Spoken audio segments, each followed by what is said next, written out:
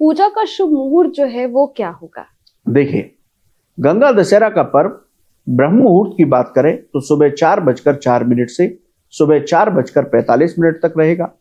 अभिजीत मुहूर्त सुबह 11:51 से दोपहर 12:46 तक रहेगा। अमृत काल का चौघड़िया सुबह 5:25 से सुबह 7:08 तक रहेगा। शुभ चौघड़िया सुबह 8:51 से सुबह 10:34 तक रहेगा। तो ये विशेष मुहूर्त गंगा दशहरा के दिन रहेंगे। यूं पूरे दिन ही गंगा दशहरा का पुण्य पर्व मनाया जा सकता है, पुण्य पर्वों की प्राप्ति की जा सकती है।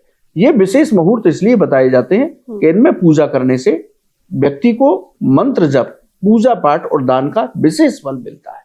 तो गंगा दशहरा 25 मई को पूरे दिन है, तो पूरे दिन ही आप स्नान दान कर सकते हैं और ये विशेष मुहूर्त है।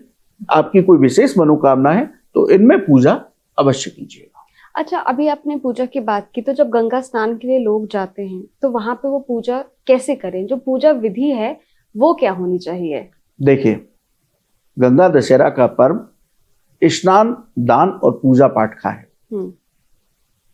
आप सूर्योदय से पहले जिस ब्रह्म मुहूर्त की बात करते हैं, संभव हो तो उसमें स्नान करें, नहीं तो सूर्योदय के समय तो अवश्य कीजिए। यानी कि इस दिन ज्यादा देर तक सोना नहीं चाहिए।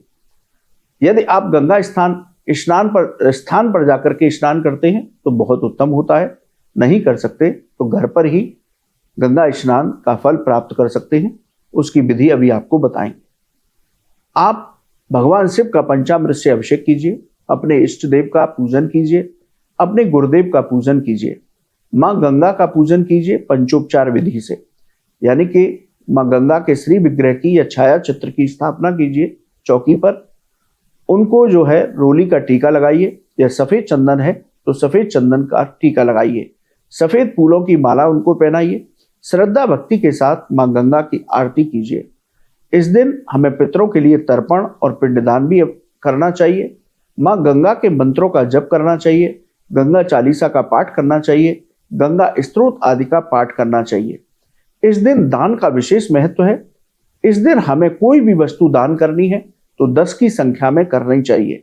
10 की संख्या में क्यों करते हैं, आप हमारे साथ बने रहिएगा, बताएंगे कि 10 की संख्या में क्यों करते हैं। इस दिन ब्राह्मण और गरीबों को दान कीजिए, गाय को हरा चारा खिलाइए। तो ये गंगा दशहरा की पूजा विधि है। यदि हम गंगा दशहरा के मंत्र की बात करें तो गंगा दशहरा के दिन हमें इस मंत्र का जप या इस मंत्र को कम से कम 11 बार अवश्य बोलना चाहिए। इससे आपको मां गंगा की विशेष कृपा मिलती है। मंत्र क्या है? गंगे च यमुने चैव गोदावरी सरस्वती नर्मदे सिंधु कावेरी जले अस्मिन् सन्निधम कुरु। यानी कि इस मंत्र से आप पूजा करते हैं या इस मंत्र को जप करते हुए आप अपने घर में स्नान करते हैं तो आपको गंगा स्नान का फल प्राप्त होता है। तो इस मंत्र को विशेष रूप से सभी को याद करना चाहिए और प्रत्येक दिन जब आप स्नान करते हैं तो इस मंत्र को बोलते हुए स्नान करेंगे तो आपको प्रत्येक दिन गंगा स्नान करने का फल प्राप्त होगा। गुरुजी, एक बार फिर से जो है वो मंत्र बता दीजिए, मैं भी आपके साथ वो मंत्र पढ़ना चाहती हूँ। जी अदिति, मंत्र क्या है? गंगे च यमुने चैव गोदावरी सरस्वती नर्मदे सिंधु कावेरी जले अस्मिन् सन्निधम कुरु। ये मंत्र है। इस मंत्र को याद सबको करना चाहिए और प्रतिदिन स्नान करते वक्त इस मंत्र को बोलते हैं तो आपको गंगा, यमुना, कावेरी, सरस्वती, गोदावरी, इन सभी जगहों की गंगा का जल का स्नान का फल प्राप्त हो जाता है।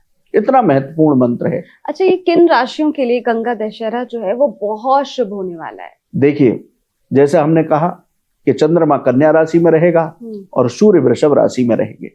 तो इस दिन गंगा दशहरा का पर्व मेष राशि, वृषभ राशि, कर्क राशि, सिंह राशि, कन्या राशि, वृश्चिक राशि और मीन राशि, ये टोटल 7 राशियां हैं। 7 राशि के जातकों के लिए गंगा दशहरा का पर्व विशेष रहेगा। इस दिन उनको सभी कार्यों में सफलता मिलेगी, समाज में सम्मान की प्राप्ति होगी, नौकरी पेशा लोगों को प्रमोशन मिल सकता है, अधिकारियों को सहयोग मिल सकता है। यदि कार्य क्षेत्र पर कोई काम रुका हुआ था तो वो काम आज आपका अवश्य बनेगा। यानी कि 25 मई के दिन ये राशिफल रहेगा उनका। तो इन राशि के जातकों को हर क्षेत्र में सफलता मिलेगी।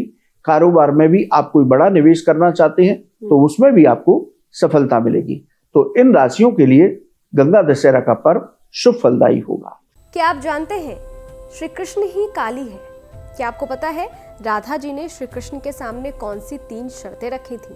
क्या आप जानते हैं कि द्रौपदी पिछले जन्म में कौन थी और उन्हें 5 पति कैसे मिले? स्तुति चैनल पर सोमवार से शुक्रवार हम लेकर आ रहे हैं ऐसी ही पौराणिक और रहस्यमय कहानियों की खास सीरीज, जहां हर कहानी में छिपा है धर्म, रहस्य और जीवन का गहरा सच। तो अभी स्तुति चैनल को सब्सक्राइब कीजिए और इस अद्भुत सफर का हिस्सा बनिए।